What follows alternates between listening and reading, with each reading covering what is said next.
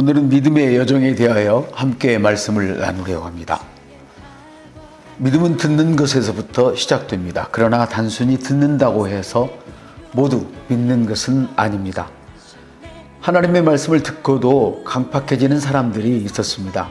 그래서 스데반은 복음을 전하다가 돌에 맞아 죽임을 당하기도 했죠. 그러나 믿음은 말씀을 듣는 것으로부터 시작됩니다. 말씀을 들으면 강팍함이 드러나든지 믿음이 드러나든지 둘 중 하나입니다. 이런 질문을 할 수도 있겠습니다. 말씀을 반대하지도 찬성하지도 않는 사람이 있더라고요 라고. 그런 사람은 거의 예수님의 편에 설 확률이 많습니다. 왜냐하면 주님도 말씀하시기를 나를 반대하지 않으면 내 편이라고 하셨으니까요. 로마서 10장 16절로부터 17절입니다. 그러나 그들이 다 복음을 순종하지 아니하였도다. 이사야가 이르되 주여 우리가 전한 것을 누가 믿었나이까 하였으니 그러므로 믿음은 들음에서 나며 들음은 그리스도의 말씀으로 말미암았느니라. 16절의 말씀은 바울이 이사야 선지자의 말씀을 인용한 것입니다. 그리고 그에 대해서 바울이 17절에서 말하고 있죠. 이사야 선지자는 하나님 말씀을 전했지만 사람들이 믿지 않았다고 말합니다. 이와 같이 믿음은 말씀을 듣는다고 모든 사람들이 다 믿는 것은 아닙니다. 그러나 바울이 17절에서 말씀하시는 것처럼 하나님의 말씀을 듣지 않으면 믿고 싶어도 믿을 수 없습니다. 또한 예수 믿는 사람들 간에 믿음의 차이가 나는 이유가 있죠. 예수 믿는 사람들 간에 믿음의 차이가 나는 이유는 그들이 듣는 메시지에 따라 다릅니다. 복음을 들으면 복음에 대한 믿음이 생겨나고요. 율법을 들으면 율법에 대한 믿음이 생깁니다. 그렇기 때문에 구약의 옛 언약과 신약의 새 언약의 차이를 인식하는 것이 매우 중요합니다.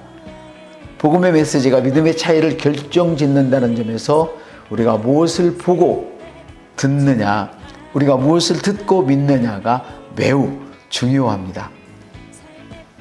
믿음의 본질은 무엇일까요? 믿음의 본질은 하나님의 말씀입니다. 즉 믿음은 하나님의 말씀을 듣고 믿고 있는 그대로 하는 것에 달린 것입니다. 믿음은 하나님의 말씀을 들을 때 생기는 것입니다.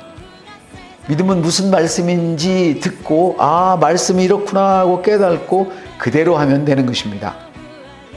우리가 믿음으로 기능하기 위해서는 하나님 말씀을 듣고 그 말씀을 신뢰하는 것 외에 다른 방법은 없습니다. 하나님을 신뢰하면 그냥 믿어지면 믿는 그대로 행동하게 되는 것이 믿음의 비밀입니다. 그런데도 사람들은 말씀을 신뢰하지 않고서는 믿음을 공부하려고 합니다. 참 어리석은 일이죠. 믿음의 조상 아브라함을 보십시오. 여호와께서 아브라함에게 이르시되 너는 너의 고향과 친척과 아비의 집을 떠나 내가 내게 보여줄 땅으로 가라. 내가 너로 큰 민족을 이루고 내게 복을 주어 내 이름을 창대하게 하리니 너는 복이 될지라. 아멘.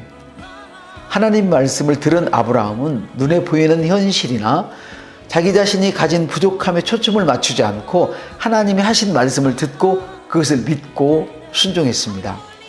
이와 같이 믿음의 시작은 듣는 것입니다. 아브라함은 하나님이 하신 말씀을 들었기에 믿음이 시작되었습니다. 여러분은 하나님의 말씀을 듣습니까? 아니면 두려움과 염려, 낙심, 의기소침의 그런 말을 듣습니까? 여러분이 지금 믿음으로 살고 있다면 하나님 말씀을 들은 것입니다. 그러나 지금 근심과 염려, 의기소침한 상태에 있다면 여러분은 믿음의 말씀을 듣지 않고 불신앙의 말을 듣고 있었던 것입니다. 바울은 로마서에서 아브라함의 믿음을 이렇게 이야기하고 있죠. 그가 100세나 되어 자기 몸이 죽은 것 같고 사라의 태가 죽은 것 같음을 알고도 믿음이 약하여지지 아니하고 믿음이 없어서 하나님의 약속을 의심하지 않고 믿음으로 견고하여져서 하나님께 영광을 돌리며 약속하신 그것을 또한 능히 이루실 줄 확신하였으니 아멘. 아브라함이 자신의 나이와 아내 사라의 나이가 너무 많아서 자식이 생길 수 없는 눈에 빤히 보이는 현실에도 불구하고 하나님을 믿었습니다. 그는 현실적인 사실을 염두에 두지 않고 하나님이 주신 말씀을 믿고 찬양하며 그 약속이 이루어질 것을 확신했죠. 아브라함은 하나님의 말씀을 듣고 마음에 새기며 믿음의 길을 계속 걸어갔습니다. 믿음은 더 자랐고 그 믿음은 이삭이라고 하는 아들로 응답이 되었습니다. 여러분, 믿음은 어떻게 성장할까요? 믿음은 자라고 성장하는 과정이 있습니다. 믿음은 지속적인 들음과 묵상을 통해서 성장하죠. 그래서 성경은 이렇게 말씀합니다. 땅이 스스로 곡식을 길러내는 것이다. 씨를 심으면 땅은 저절로 열매를 맺게 하는데요. 싹이 나오죠. 그리고 줄기가 자라죠. 다음에는 이삭이 나오죠. 다음에는 그 이삭의 탐스러운 나달이 연글죠. 여기서 말하는 땅은 여러분의 마음입니다. 아브라함의 믿음처럼 우리가 하나님의 말씀을 듣고 순종하며 살아갈 때 믿음은 점점 더 강해집니다. 아브라함은 처음에는 불가능해 보이는 상황 속에서 하나님의 말씀을 믿었습니다. 그러나 그 믿음은 계속해서 하나님의 말씀을 듣고 묵상하면서 강해졌습니다. 믿음은 한 번의 결단으로 끝나는 것이 아니라 계속해서 말씀을 듣고 묵상하며 믿음을 지속적으로 강화해 나가는 과정입니다. 그러므로 우리가 해야 할 일은 믿고 구한 것에 대한 결과가 나와서 창고에 들어질 때까지 감사와 찬송 속에 상상해야 하는 것입니다. 묵상하는 과정, 이게 매우 중요한데요. 되어지는 과정을 상상하는 것이 아니라 되어진 것을 상상하십시오. 씨를 심으면서 수확을 상상하는 것처럼 하십시오. 우리 가게에 어떤 사람들이 어떻게 몰려올까가 아닙니다. 그냥 몰려와서 마구마구 계약을 하고 예약을 하는 그런 모습들을 상상하십시오.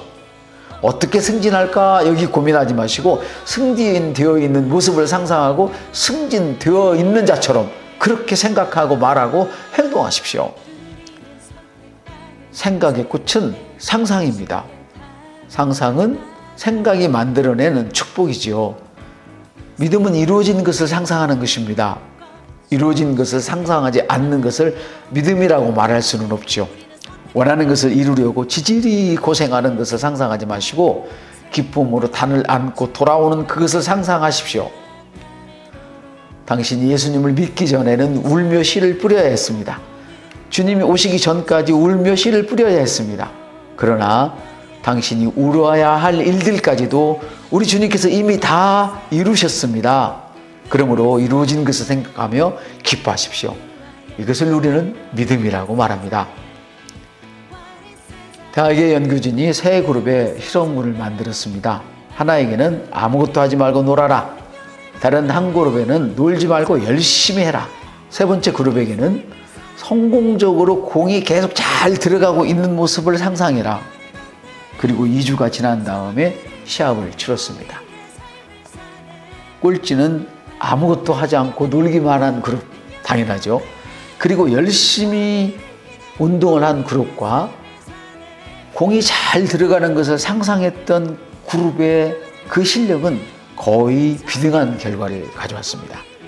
몸이 게으른 사람은 몸을 쓰지 않으려고 하는 것처럼 영적으로 게으른 사람은 묵상하지 않으려고 합니다. 묵상의 꽃은 상상이라는 것을 다시 한번 알려드립니다. 믿음으로 인하여 만들어진 그 결과물을 상상하면서 입으로 표현하십시오.